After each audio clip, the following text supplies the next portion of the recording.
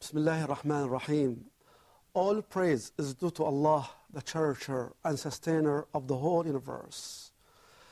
Brothers, Assalamu alaikum wa rahmatullahi wa barakatuh. Welcome to this session.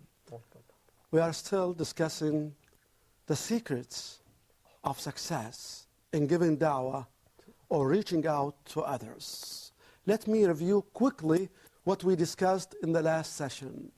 We talked about preparation and planning. If you fail to plan, you plan to fail. Then we talked about what? Time. You remember the statement I gave you? If you are not early, you are late. So be before time, not on time. Be there before time. And another one that we discussed, good appearance. Dress for success. Dress properly.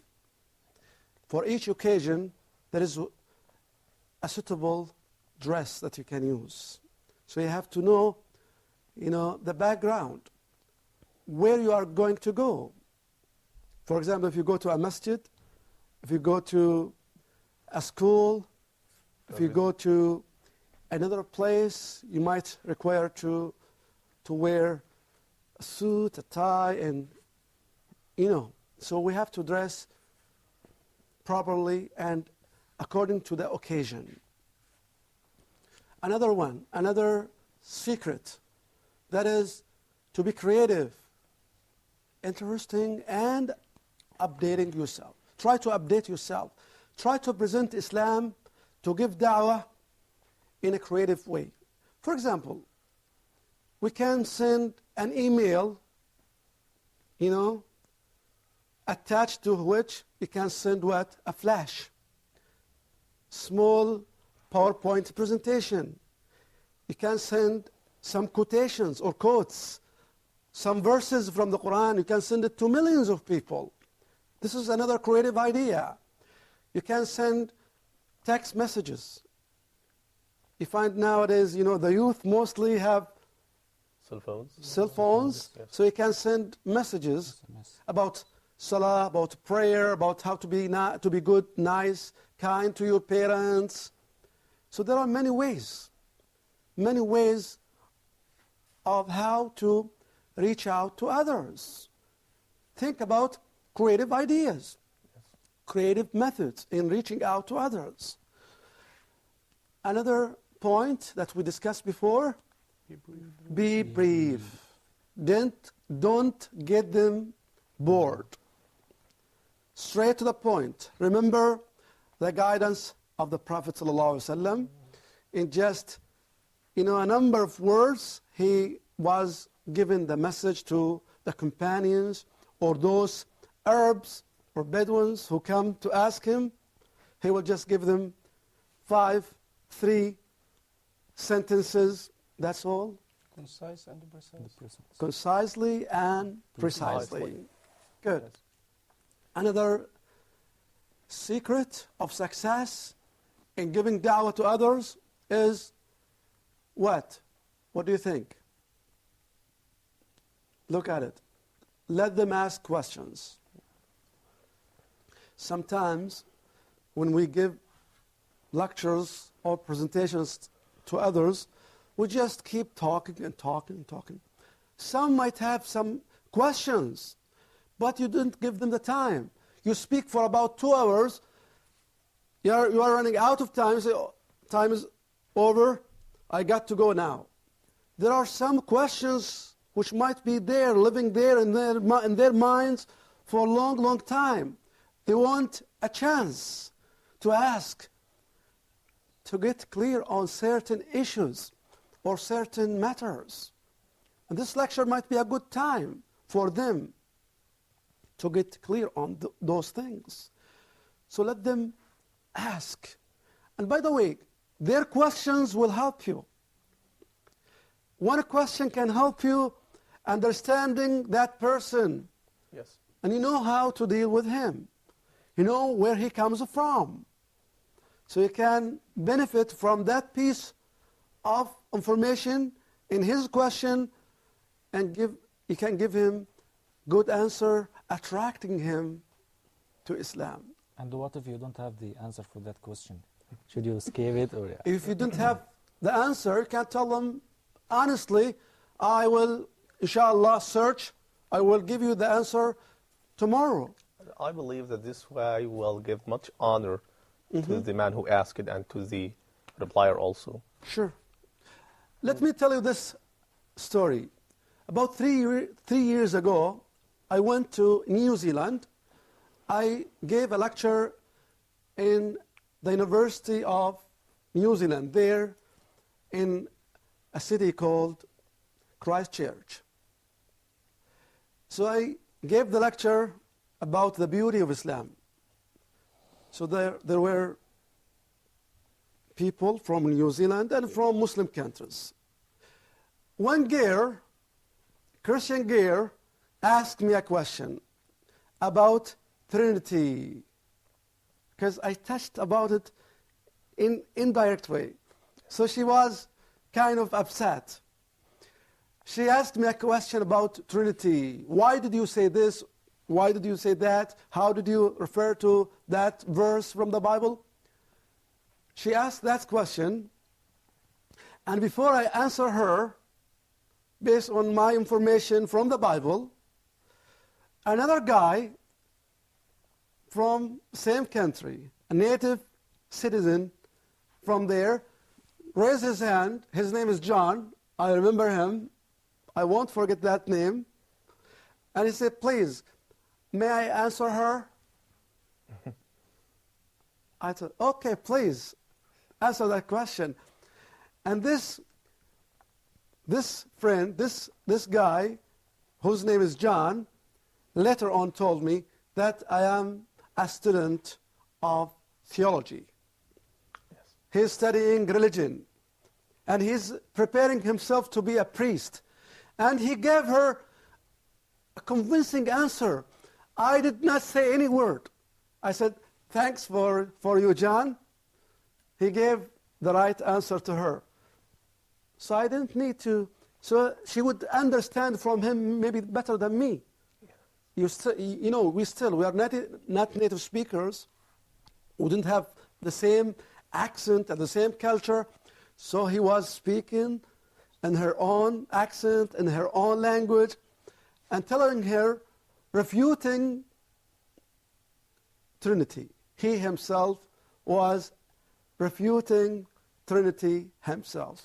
Although he was Christian. So I said, he's Christian. Yes. He's, as I told you, a student of theology. He is studying theology. And he's preparing himself, he told me, to be a priest. But he told me, I'm not convinced of that. Believe me, this is what happened. So let them ask questions. Yeah. This is a good chance to know where to go. This leads you to good direction, where to go. Did they understand you or not? Ask questions. And let them ask questions. This will give you the indication whether they understood you or not. But if you talk and talk and talk for the whole period and then you leave, still there are some doubts. There might be some doubts and some questions in their mind. And sometimes, by the way, sometimes just one question can be the reason to his or her Islam, because you clarified, you gave the right answer, that's it. He got convinced. Then he might decide to become a Muslim. So let them ask questions. Another point, the art of choosing attractive topics. How to use or how to choose attractive topics. Generally speaking, traditionally speaking, we choose topics like, for example, introduction to Islam. What is the meaning of Islam? If you give this topic to a non-Muslim, what do you think? Is he going to come to you out of pleasure and happiness? Yes, yes, mostly speaking, I mean generally speaking. Or they are intimidated and afraid? What do you think? Generally? The second choice. Second choice. So we can use attractive topics. For example, let me give you this one that I chose, and I did it in some presentations. I will give you this example. I went to give a lecture about 3 months ago. The brothers who arranged for the lecture put flyers, Introduction to Islam by Sheikh such and such. And the people who attended the lecture were how many? Just 5. Just 5 nurses. Just 5 people. Why, Sheikh? Why?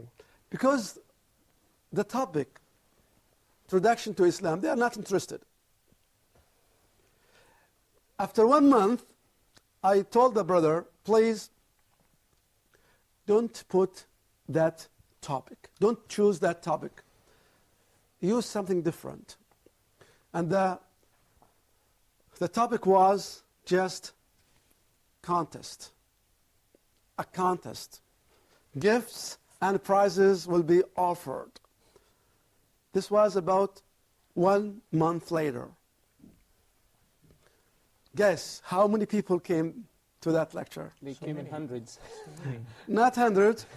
There were about 55 people. Yeah.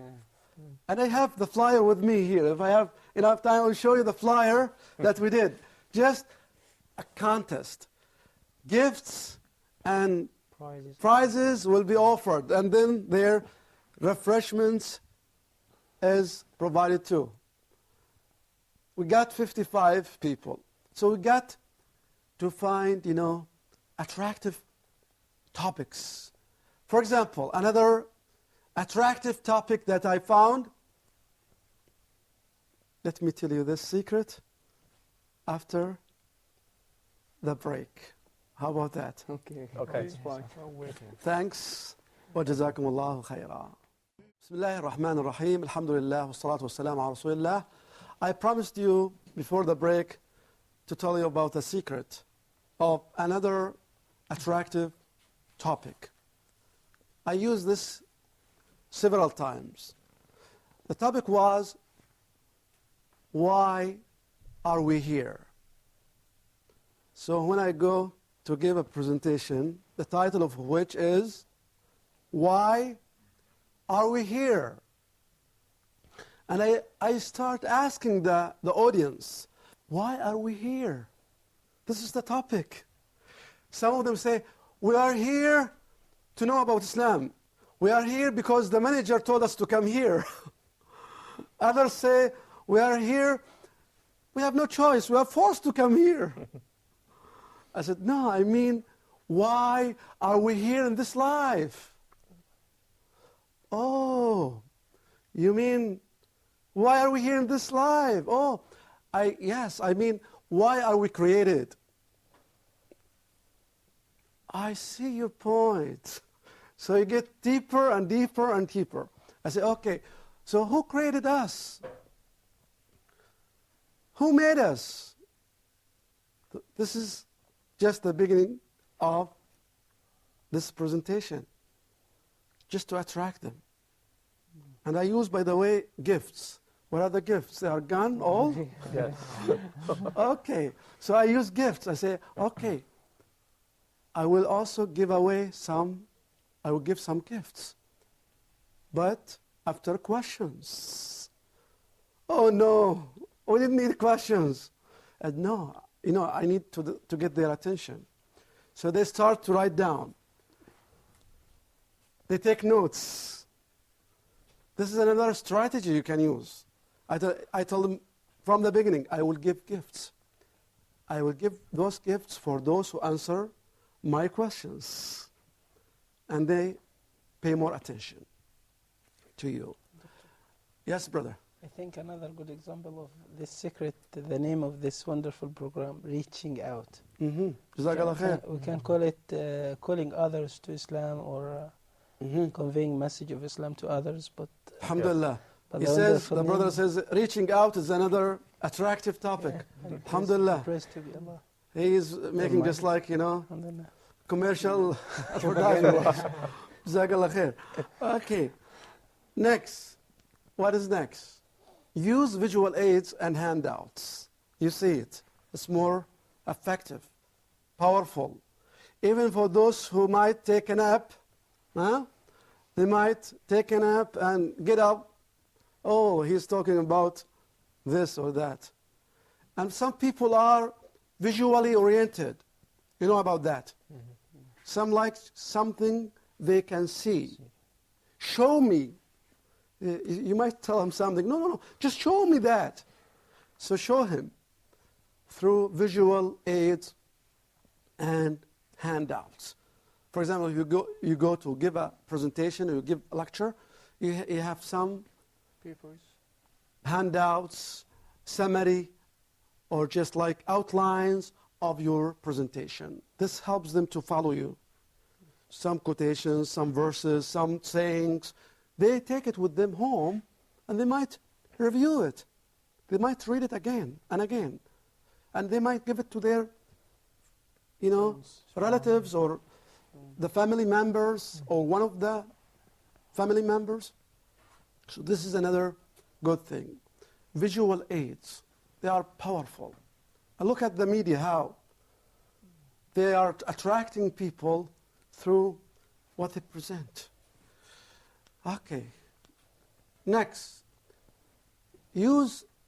sometimes you might need to use a board to write. For example, if you explain something, you might write it down there. God is one. I will talk about the oneness of God. Sometimes when I go to these, presentations, I ask them to come there. I ask them, please go there and write or brainstorm what you know about God. So they put different things. They write it themselves. So we comment on it. We comment on that, what they have written. So use a board. Another secret, use PCs, LCDs like what you have here. So this is helpful to follow what is being said. Some might not understand you. Maybe your accent, your language might be difficult to understand, but they can see it. They can read it. So this is another way of getting their attention. Through hearing, through seeing, you see, it's more powerful. Another way or another secret, get feedback. If you like to improve your level, if you like to develop your skills, improve your performance, get feedback. Don't say, no, mashallah, I am the best teacher in the world. I am the best sheikh. I am, a big scholar. How come? I ask others to evaluate me? No way. Just humble yourself, be humble, and get feedback from others. Sometimes you can do it through recording. You can record yourself. You can record yourself, whether audio or video, and then you can see it. You can watch it. You can listen to it. You find that you said some words by mistake. You didn't want to say them. Maybe you find yourself that you said that word in a wrong way. So this will improve yourself. Next time you can avoid it. We are humans. We make mistakes. We make, errors. So you can learn from your errors. They say to err is to learn. So you can make errors. Don't worry. you can learn from them.